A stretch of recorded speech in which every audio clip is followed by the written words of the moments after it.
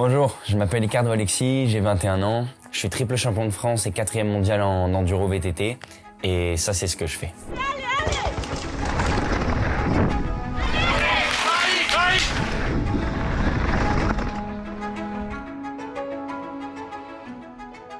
Spécial après spécial.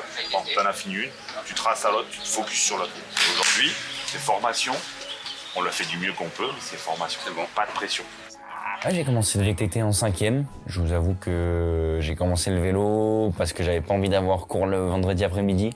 Du coup, ouais, ça a aidé un peu la chose. J'ai de suite kiffé ça parce que j'aime bien être en nature, etc. Un peu loin de tout, un peu me ressentir sur moi-même. Je me suis mis à la compétition peut-être 6 mois après. J'ai fait directement 4e en région. C'était bien du coup parce que j'avais jamais fait ça et l'année d'après, j'ai fait que gagner. Donc je pense que c'est ça qui m'a fait vraiment accrocher sur le vélo.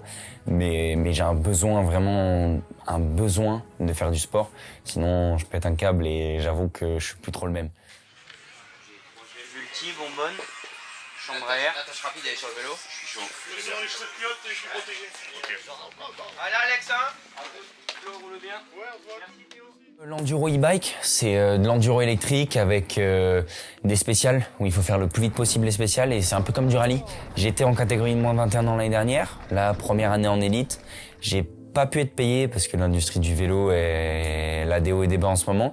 Donc je suis professionnel parce que du coup je dois sortir un boulot de pro avec des entraînements de pro, mais à côté de ça je suis pas payé. Donc voilà, c'est aussi pour ça que j'ai un plan B du coup la carrosserie. Le père de ma mère est carrossier.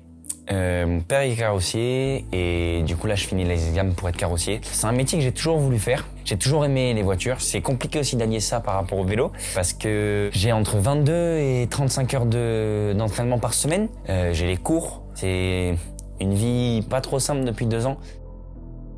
Mes parents ils ont jamais voulu me laisser sans plan B parce que c'est quand même un sport vraiment dangereux. 1/1000 de seconde une faute et tu t'envoies en l'air direct. Par exemple, là, la semaine dernière, je suis tombé dans la spéciale 6 à finale Ligue sur une Coupe du Monde. Moi, je connais des gens qui se sont fait les ligaments et à l'heure d'aujourd'hui, ça fait 1 an qu'ils font plus de vélo.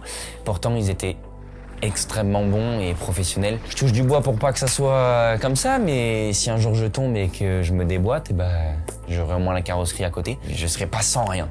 Et voilà, je fais tout pour l'année prochaine, je sois carrossier et professionnel dans le vélo. 30 et le 29. Après, c'est dans l'ordre. Et il est derrière Alex. Ah, c'est bien. Ça, c'est De bien. 6 secondes. 6 secondes, Ouais. c'est bien. C'est normal. En 7 quelque chose, il roule. Et à ma famille, ça a toujours été très important pour moi parce que ils m'ont toujours suivi dans tout ce que j'ai fait et tout ce que je pouvais faire. Mes parents, là-dessus, sont vraiment très très bons parce que on est une famille vraiment soudée. Si je suis content dans un sport, ils vont être contents. Si je me donne à fond, ils se donnent à fond. Et c'est pareil pour ma sœur aussi, on se donne à fond pour elle si elle se donne à fond. Et c'est des sacrifices qu'il faut faire et mes parents, ils les font. Mais à côté de ça, ils sont super contents d'être là. Donc voilà, quand je parle de sacrifice, du coup, c'était au début. Quand j'avais pas d'équipe, quand j'avais pas de sponsor, etc. C'est un sacrifice financier aussi parce que le vélo, c'est pas gratuit. Sacrifice de temps parce qu'ils travaillent énormément. Vraiment énormément. Le seul jour de repos qu'ils ont, c'est les jours de course. Donc je pourrais jamais les remercier assez pour ça, je pense.